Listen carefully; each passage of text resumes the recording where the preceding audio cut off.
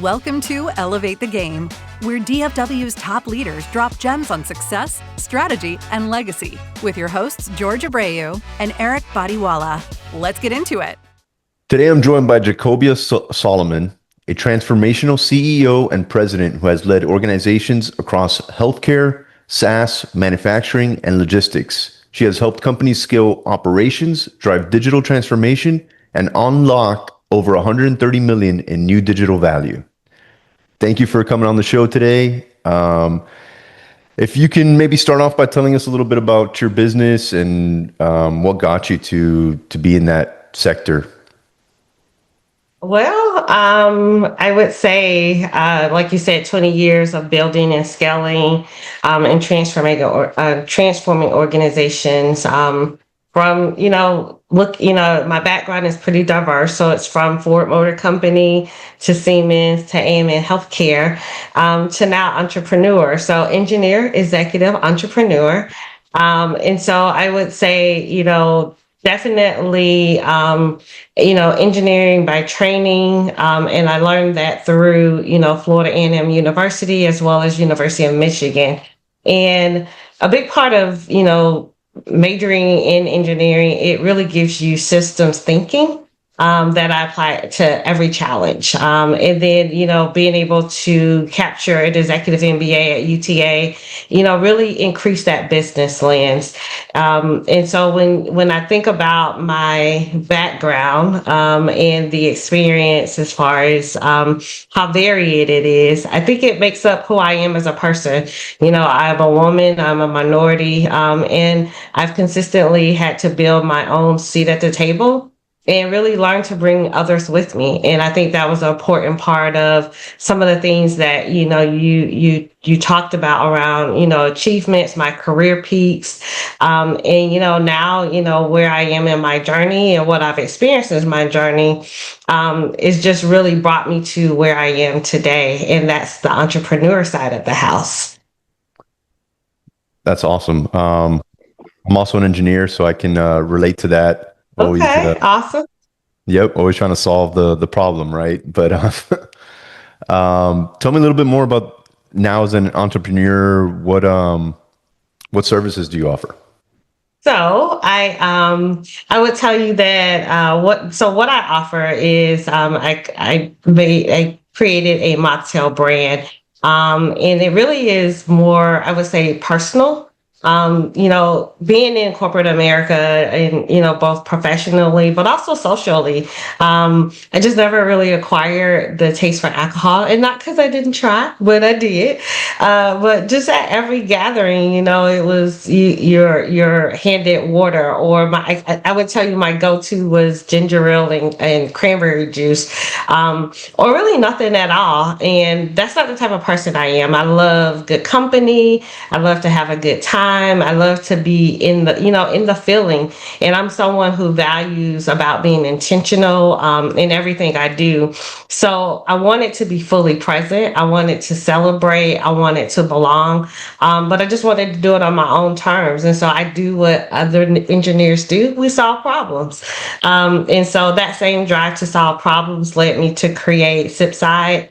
It's a mocktail brand that I launched because I really saw a gap in the market. And so I just think, that's the time now. I would tell you the brand is really focused around bold and flavor forward flavors.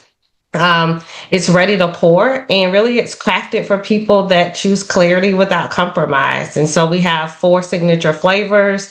And so that's really what it's about, bringing it full circle so that you can be intentional in every space that you want to be in. And so, like I said, it's entrepreneur by passion. And so that's where I am. That's great. That's great. The zip side now makes sense. I also don't really drink alcohol that much, and it's always kind of awkward, right? Where everybody's got a drink in their hand, and you're kind of just like, don't really want to have a drink. Yeah. Yeah, or they ask you why you don't drink as if there's a story. And it's not, for Right. me, it's not a story. And if there Same is a here. There's story, no you know story. what? It's That's just okay. That's okay too. But it just creates, like if you're a confident individual, you're in that space. Sometimes it creates for awkward moments. And so I've always had the concept that I never had to explain my yes. Why do I have to explain my no? So same thing applies here. And so again, it's about, being a part and really being involved in the celebration. And that's something that I've always, really was passionate about. And so I just figured, why not? And it's not that there are not other, mocktail brands that are out there that are great. They're not in my lane. And so I just wanted something that really was crafted and focused on a culinary flavor. And so that's what I created. that's great. That's great. I guess so. What working for other companies. Mhm. I guess at what point did you feel like you had the skills to go ahead and become an entrepreneur and start your own company? Oh, that's a good question. I don't, you know what? I've always built things. The way I looked at it was I've always built businesses and organizations for others. And I've always wanted at some point in my life to really, really jump off and go into something that was entrepreneurial. And so I just look at I look at, why, and of course I'm at a different age, both, in my career, but also personally. And so Sipside is my first startup. And I would tell you that every lesson from the 20 years of executive leadership is being applied right now, right? In building this brand, really from the ground up. And I did it because it really could not wait. I thought about like the market opportunity when you think about, the non-alcoholic beverage market. It's growing at 8 to 10% annually. It's really projected to be about $1.6 trillion. So that's a huge statement, right? There's a massive underserved audience, people that are sober curious, that are health conscious. Again, for whatever reason, designated driver, pregnant, woman, athletic. Anyone who just simply chooses not to drink. And it's none of the options, like I said, like you have pretty cool options that are filled like with, neurotics or actogens, or they're imitating the cocktails. And so I really just wanted to do justice for flavor, especially to an audience. And because I had the knowledge, but most importantly, that 20 years executive experience taught me discipline. It really allowed me to hunker down on, what my personal why was, and the timing was right. And so, why not start now? And so it was something that was easier, probably a lot more easier than I thought to step into. Definitely very different as I am into it, right? It's the difference when you're working for a corporation and you have resources versus when you're working for yourself and you are the resource. So you're the everything. And so it's pretty cool.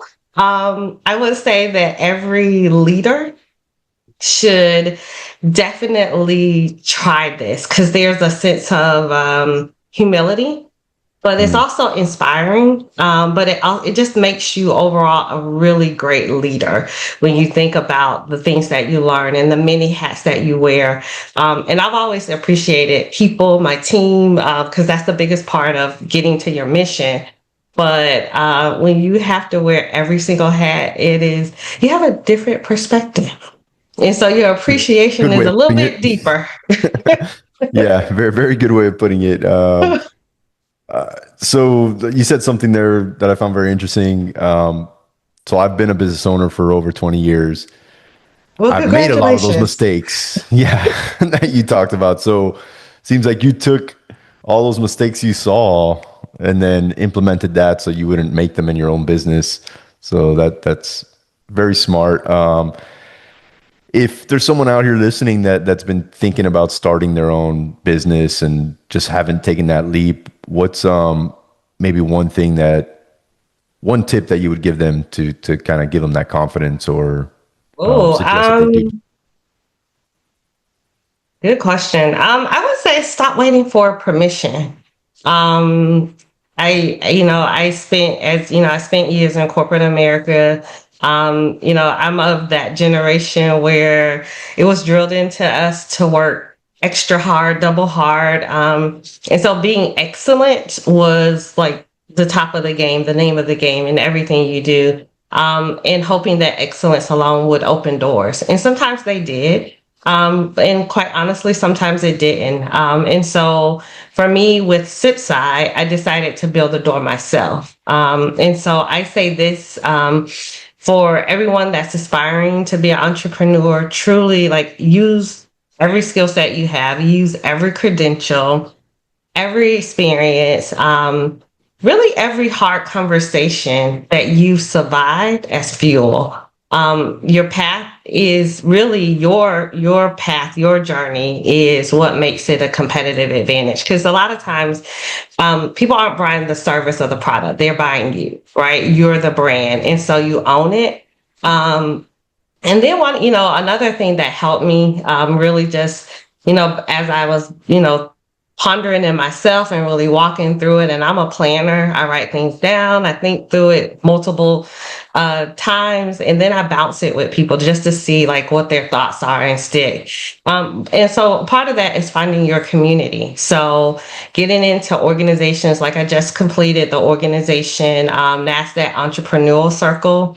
I'm a part of C200, chief, and just, from networking, because a lot of those are filled with entrepreneurs. And so they've gone through, like yourself, they've gone through the journey or they're beginning to go through the journey. And so when you can connect and collaborate and bounce, entrepreneurship doesn't feel as alone as sometimes it is. And so that has been invaluable to me. And so I would say just, go for it and just make sure you don't navigate it alone. Yeah, that's good advice. I know it could be pretty lonely at times being a business owner, but if you surround yourself with, I guess others in the same boat, you can kind of go to them kind of as a mastermind in a sense. Yeah. And, yeah. Yeah. Yeah, and definitely you share your tips and tricks. You share some of the mistakes you've made, and so that's great. So you don't have to make those same mistakes. Like I said, that's been the biggest part of every organization, every web training, webcast I've got on. It was really about connecting with others that were in the same boat as myself, because I can't lean on everything I learned skills, but I can definitely lean on the networking that I've had. The relationships are very, very important. Absolutely. Those who have experience, that can really be helpful for you. So definitely do it. Just don't do it alone if you can help it. That's great. That's great. What's one of the biggest challenges you've faced, and how were you able to overcome that? I think it goes back to just you being in the boat by yourself. The humbling reality is that when you're running organizations, right, you have 200 plus people, right, and now you're a solo founder. So for me, I was handling formulation, packaging, supply chain, marketing, and I'm talented, but things are left for people that have like greater expertise. And so you have to understand, what do you outsource? And you have to be able to do that so that so that your brand comes together in a more efficient way and also more effective. In corporate life, like I said, you have those resources. In startup founder, you are the resource. And the challenge is really, although it's been a challenge, it has been probably the most fulfilling thing I've ever done. And that's why I said that every CEO that builds something from scratch, it just makes you a better leader. You're humble, a lot more humbled. And you're inspiring. You're in real, and whether you know it or not, you are definitely inspiring others around you. And that has been evident. And that has also been the fuel when I'm like exhausted or I've hit a wall and and for me, I'm an A-type personality, so I want to run through it, but I have to stop and rethink and re-strategize. And knowing that people are there cheering you on or you are inspiring them. I've had a couple of people come and say, hey, I'm thinking about starting something based off of, just talking with you about why you started Sipside. And so that's the fuel that helps keeps us going as entrepreneurs. Yep, I agree. Okay, so changing the pace here a little bit. So it sounds like you've been pretty busy with the business and the startup. One thing I usually ask is, as a professional or business owner, start looking towards the future. Are there any passive investments you've made, outside of your own business to generate some passive income, or thinking towards when you're not in the active side of things? Yeah, no, definitely. Serving on other boards help. And I also do some consulting. Still an engineer. That never goes away. And of course, the sexy thing is AI, and I like AI in healthcare. And so it's very important to me that technology is used responsibly, but more importantly, it's used to not increase the gap, but to minimize it. And so that's the focus that I use as I would say for passive income, is really being an advisory service around AI, specifically in healthcare. I do other areas, but a big focus, I would say 80% is on healthcare with technology. But being on boards, paying boards, definitely helps. And I dibble and dabble in a little bit of the stock market, but Okay. who knows? Like that kind of goes up and downs. But the biggest thing is just keeping your skills sharp, right? And so being, researching, being in the know, understanding what's happening in your industry. So it's learning a new industry, like that I'm learning, such as CPG, beverage space, but also not forgetting my roots. Because ultimately, at some point, I think there's a possibility that I can bring those two together. And so it's just keeping sharp on what's there. But passively, it's just really about, again, keeping those connections open. And that just has help plant me on boards. It has helped plant me in situations where I can provide advisory services to executives in a space that I love and that I'm very familiar with. Nice. So as we're kind of wrapping up the interview here, do you have any exciting plans or initiatives in the works for the next 6 to 12 months? It's right now the exciting plan is getting this thing off the ground and really making sure that I build a brand that reflects the values that I've led with, and that's inclusion, excellence, and joy. And so I have a couple of things that's in the pipeline on pilots, and then hoping to get those converted. So those are my focus areas, because once I get this up and out, and it's doing really well, then it lends me to be able to expand a little bit more. So I'm excited about the future. I'm excited about where Sipside can be. Awesome. Well, wishing you the best on Sipside and its future. Jacobia, thank you so much for your time today. If people would like to connect with you, what's the best way they can do that? Yeah, definitely. Thanks, George, for having me. I would say the best way to connect with me is go to www.sipsidemocktails.com or contact@sipsidemocktails.com. Awesome. And I'll make sure to put that in the notes for the podcast. Thank you very much. Thanks for listening to Elevate the Game. If you're a mover and shaker in DFW with game to share, apply to be a guest at elevatethegamepodcast.com/guest.